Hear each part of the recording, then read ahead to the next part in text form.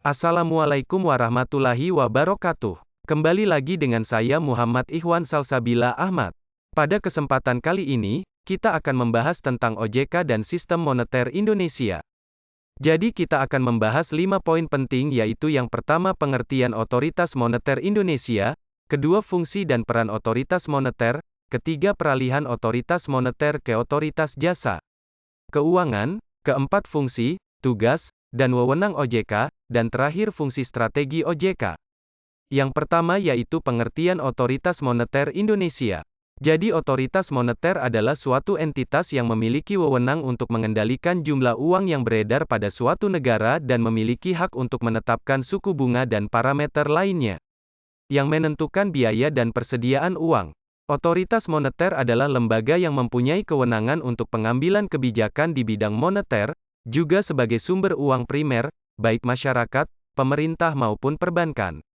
Selain mengeluarkan dan menciptakan uang kartal, otoritas moneter juga mendapatkan simpanan giro dari pemerintah maupun perbankan. Kemudian selanjutnya fungsi dan peran otoritas moneter. Sebagai otoritas moneter, perbankan dan sistem pembayaran, tugas utama Bank Indonesia tidak saja menjaga stabilitas moneter, namun juga menjaga stabilitas sistem keuangan. Keberhasilan Bank Indonesia dalam menjaga stabilitas moneter tanpa diikuti oleh stabilitas sistem keuangan, tidak akan banyak artinya dalam mendukung pertumbuhan ekonomi yang berkelanjutan. Sebagai bank sentral, Bank Indonesia memiliki 5 peran utama dalam menjaga stabilitas sistem keuangan. Kelima peran utama yang mencakup kebijakan dan instrumen dalam menjaga stabilitas sistem keuangan itu adalah yang pertama yaitu Bank Indonesia memiliki tugas untuk menjaga stabilitas moneter antara lain melalui instrumen suku bunga dalam operasi pasar terbuka. Kedua yaitu Bank Indonesia memiliki peran vital dalam menciptakan kinerja lembaga keuangan yang sehat, khususnya perbankan. Ketiga yaitu Bank Indonesia memiliki kewenangan untuk mengatur dan menjaga kelancaran sistem pembayaran. Keempat yaitu melalui fungsinya dalam riset dan pemantauan, Bank Indonesia dapat mengakses informasi-informasi yang dinilai mengancam stabilitas keuangan. Dan terakhir yaitu Bank Indonesia memiliki fungsi sebagai jaring pengaman sistem keuangan melalui fungsi bank sentral sebagai lender of the last resort. Selanjutnya yaitu peralihan otoritas moneter ke otoritas jasa keuangan. Peralihan tugas, fungsi, dan wewenang pengaturan dan pengawasan kegiatan jasa keuangan di sektor perbankan mulai berlaku sejak tanggal 31 Desember tahun 2013.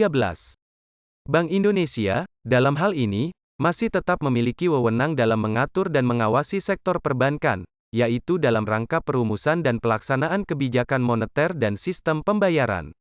Bank Indonesia menjalankan wewenangnya dalam kebijakan moneter dengan menetapkan jumlah uang beredar atau tingkat suku bunga, dengan tujuan menjaga sasaran laju inflasi yang ditetapkan oleh pemerintah menggunakan sejumlah instrumen, antara lain operasi pasar terbuka di pasar uang baik rupiah maupun valuta asing, penetapan tingkat diskonto, penetapan cadangan wajib minimum, dan pengaturan kredit atau pembiayaan. Selanjutnya yaitu fungsi, tugas dan wewenang OJK. Yang pertama yaitu fungsi dan tugas OJK. Fungsi dan tugas OJK adalah menyelenggarakan sistem pengaturan dan pengawasan yang terintegrasi terhadap keseluruhan kegiatan dalam sektor jasa keuangan. Kemudian yang kedua yaitu wewenang OJK. Adapun wewenang yang dimiliki OJK adalah terkait khusus pengawasan dan pengaturan lembaga jasa keuangan bank, terkait pengaturan lembaga jasa keuangan baik itu bank dan non-bank, dan terkait pengawasan lembaga jasa keuangan baik itu bank dan non-bank. Dan terakhir yaitu peran strategis OJK. Salah satu peranan OJK terhadap sektor keuangan adalah pengaturan dan pengawasan dalam kegiatan usaha di bidang perbankan. Pengaturan dan pengawasan terhadap bank seperti yang tertuang dalam Pasal 7 Undang-Undang OJK. Pelaksanaan tugas pengawasan bank. OJK mengawasi pelaksanaan tugas pengawasan terhadap lembaga jasa keuangan, pelaku, dan atau penunjang kegiatan jasa keuangan. Peranan OJK dalam perlindungan konsumen dengan melakukan upaya-upaya menampung aspirasi dari para konsumen dan menyediakan perangkat pengaduan konsumen. Perlindungan konsumen dilakukan secara preemptif dengan memberikan informasi dan edukasi kepada masyarakat atas karakteristik sektor jasa keuangan, layanan, dan produknya. Mungkin itu saja yang kita bahas hari ini. Terima kasih. Jangan lupa subscribe. Assalamualaikum warahmatullahi wabarakatuh.